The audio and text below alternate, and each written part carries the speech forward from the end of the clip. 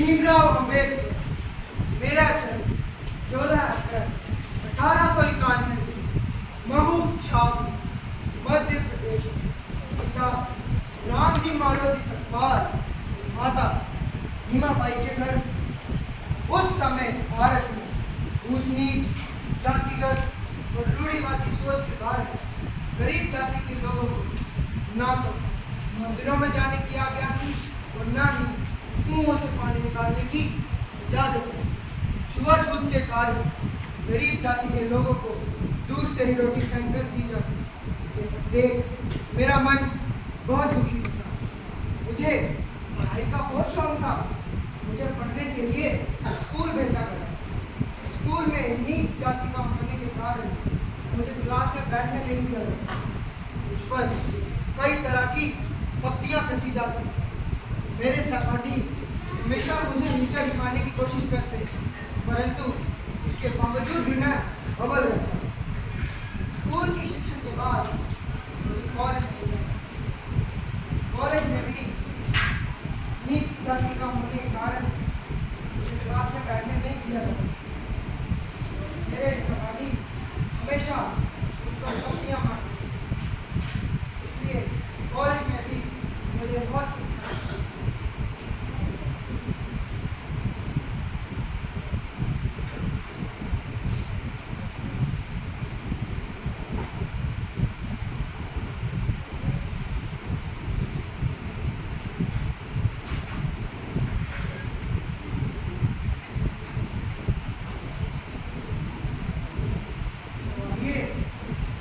सभी को अपने कॉलेज के लिए घटना दिखा।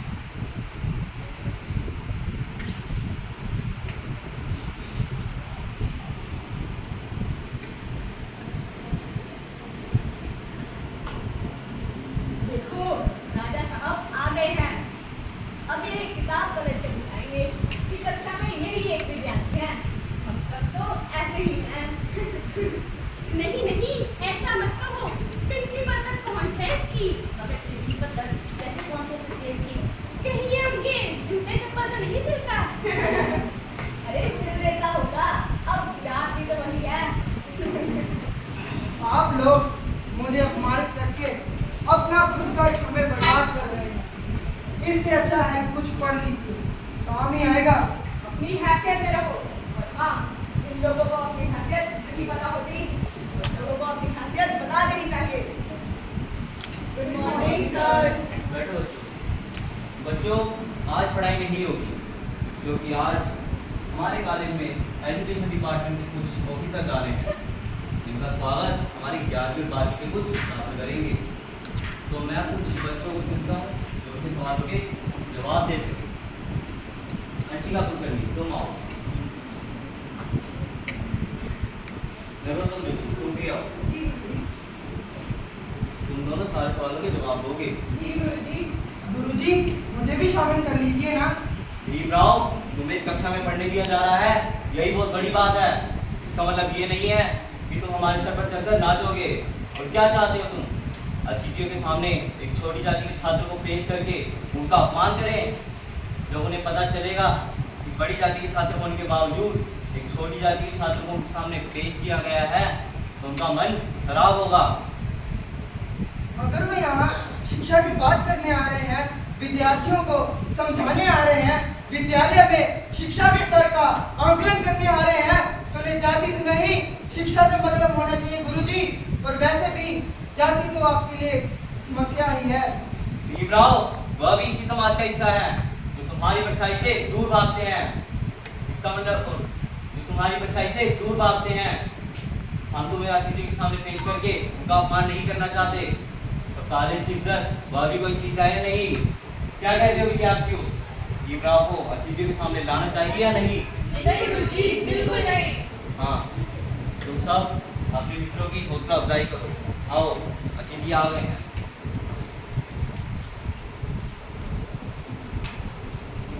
तो हाँ भीमराव, अब प्रिंसिपल के सामने जाकर शिकायत मत कर देना।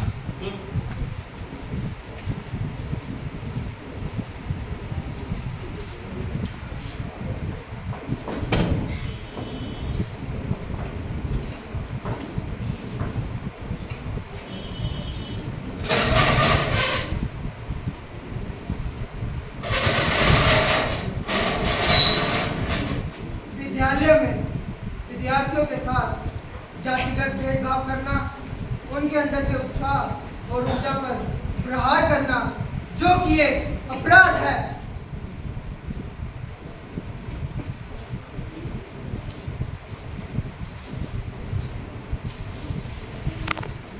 मैं निवेदन करना चाहूँगा हमारे स्कूल की प्रिंसिपल मैम को कि वो आए हुए अतिथियों का फूल माला पहनाकर उनका स्वागत करें।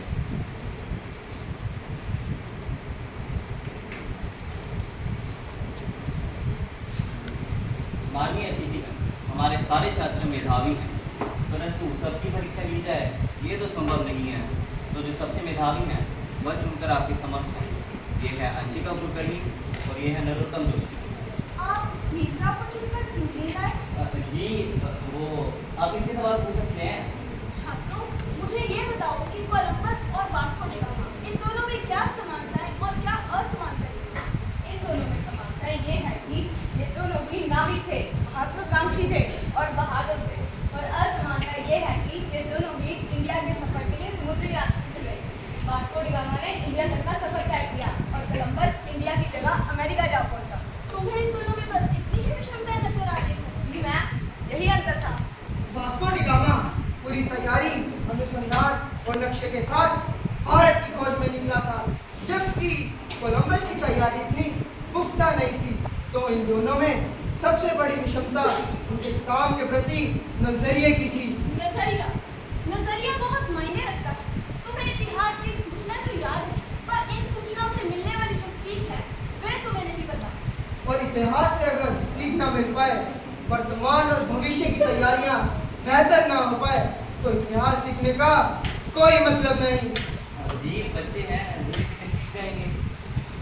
अच्छा, तो तुम बताओ कि आर्किमिडीज का सिद्धांत क्या कहता है? आर्किमिडीज का सिद्धांत? हाँ बेटा बताओ, आर्किमिडीज का सिद्धांत कक्षा में पढ़ाया था ना? जी गुरुजी, पढ़ाया तो था, याद भी है, पेट में है बस मुंह तक नहीं आ रहा। जी गुरुजी, आ गया याद। यही कि कोई डूब जाता है और कोई तैर जाता है। क्या डूब जाता है और क्या तैर जाता है? हम लोहा आदि सब डूब जाते हैं और मनुष्य तैर जाते हैं। लेकिन लोहे का जहाज तो पानी में तैरता है।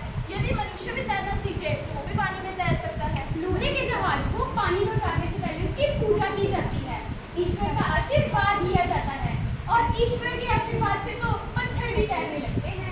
आर्किमिडीज का सिद्धांत क्या यही कहता है? जी, यही कुछ डूबने और तैरने के बारे में। हमें खेद है, हम आपकी पढ़ाई से बिल्कुल संतुष्ट नहीं हैं। आपके किसी भी छात्र को कुछ नहीं आता, और अगर ये आपकी क्लास के सबसे अच्छे स्टूडेंट हैं, तो यहाँ की शिक्षण व्यवस्था, यहाँ के शिक्षकों की अवस्था और इस कॉलेज की अवस्था पर सवालिया निशान लगता है। हमारा इस कॉलेज का दौरा बिल्कुल भी संतोषजनक नहीं रहा। क्या सिखाते हैं आप लोग? क्या पढ़ाते हैं आप लोग? अगर ऐसी ही शिक्षण व्यवस्था रही तो हम आपकी कड़ी से कड़ी रिपोर्ट भेजेंगे। आजकल माखन के शिष्य होते हमारी नाक कटवा।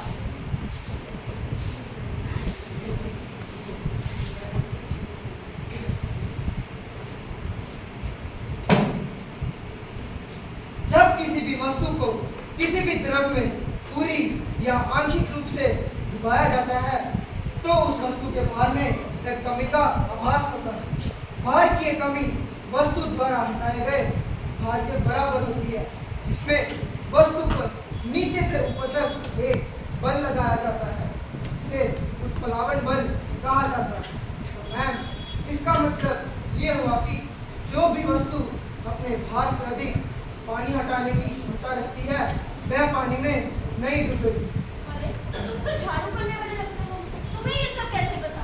मैम, जब पद्माकर गुरुजी ये सब पढ़ा रहे थे, तब मैं कक्षा के बाहर झाड़ू लगा रहा था, परंतु वह इतने अच्छे से पढ़ा रहे थे कि मुझे सब कुछ याद हो गया। मैम, इस कॉलेज के सभी शिक्षक अपने अपने विषय बहुत ही अच्छे से पढ़ाते हैं।